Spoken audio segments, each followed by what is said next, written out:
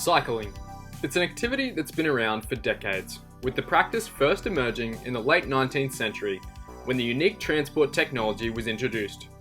Although originally a product reserved for the upper echelons of society, bicycles quickly became affordable for members of the general public, with their use quickly spreading to all corners of the globe.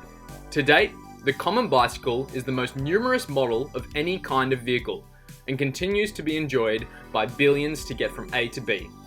As bikes and their use play such a major role in my life and the lives of others, I thought they would be the perfect topic through which I could discuss some of the key theories and concepts relating to consumer behaviour.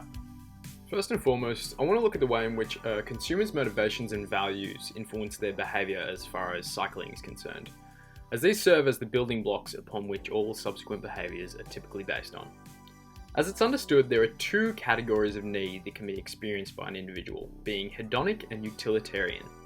Utilitarian needs refer to the essential building blocks one requires in order to maintain a normal state of living. Purchasing decisions for such things naturally inspire less consumer enthusiasm due to being largely mandatory in nature. That being said, such purchases can still require a substantial level of consideration, as utilitarian needs that are not met to a certain standard can cause deterioration of a person's daily state of being. As such, it has been found that utilitarian purchases often emphasize factors such as reliability, durability, and value. In contrast, hedonic needs instead refer to the things we buy not to fulfill our basic requirements, but rather the deeper desires we have relating to emotional fulfillment and the desire for social acceptance, personal development, and general lifestyle enjoyment. That being said, it's often the case that products and services can fulfill both utilitarian needs and hedonic needs at the same time. Likewise, the degree to which a product or service is hedonic or utilitarian depends entirely upon the individual who is using it. This duality of needs is extremely evident when analysing consumer behaviours around cycling. To illustrate this point, let's imagine two different consumers who personify both a utilitarian and hedonic relationship with cycling. First off, let's meet Tom. Tom is a young university student who works part-time at a restaurant and lives away from home in a share house.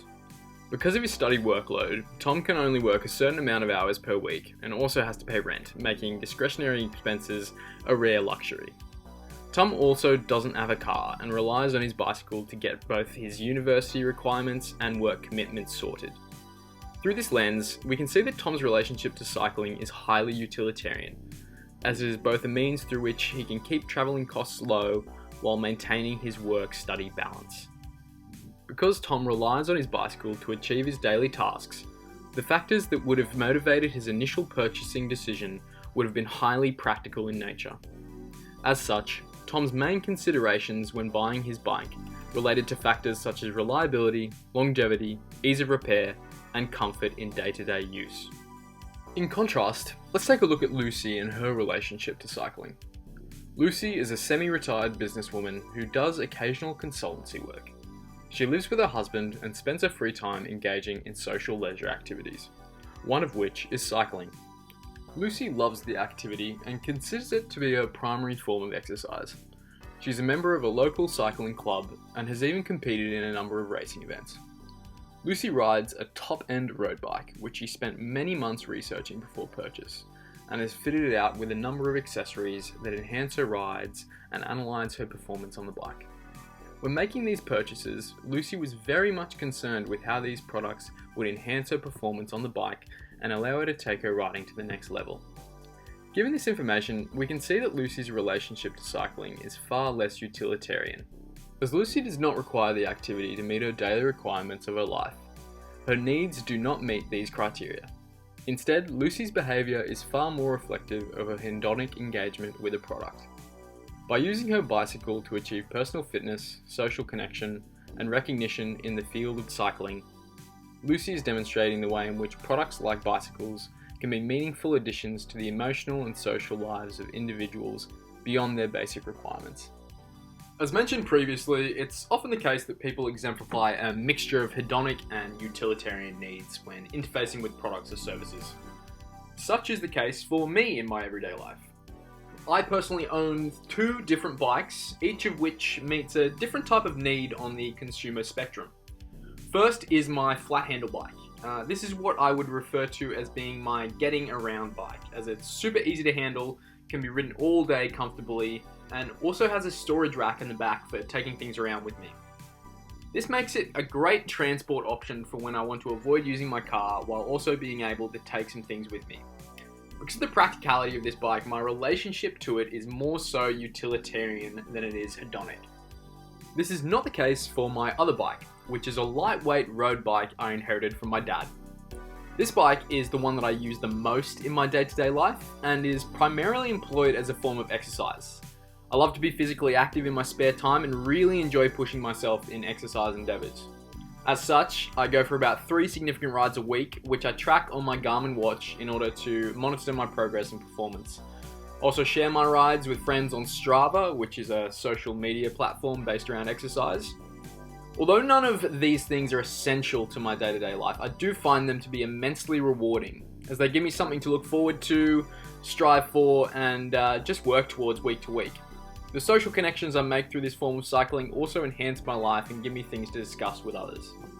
Another aspect of my relationship with cycling that I want to explore a little further relates to my sense of self and how my purchases surrounding cycling have informed the way I perceive myself. When I started cycling, I only had the bike, and I didn't possess any of the additional gear I would see riders wearing out on the road. Although I would ride my bike around like everyone else, I didn't feel as though I was a proper cyclist due to my lack of proper apparel and equipment. Having identified this feeling, I went on a bit of a shopping spree and ordered a full jersey, cycling bib, gilet, and cycling boots.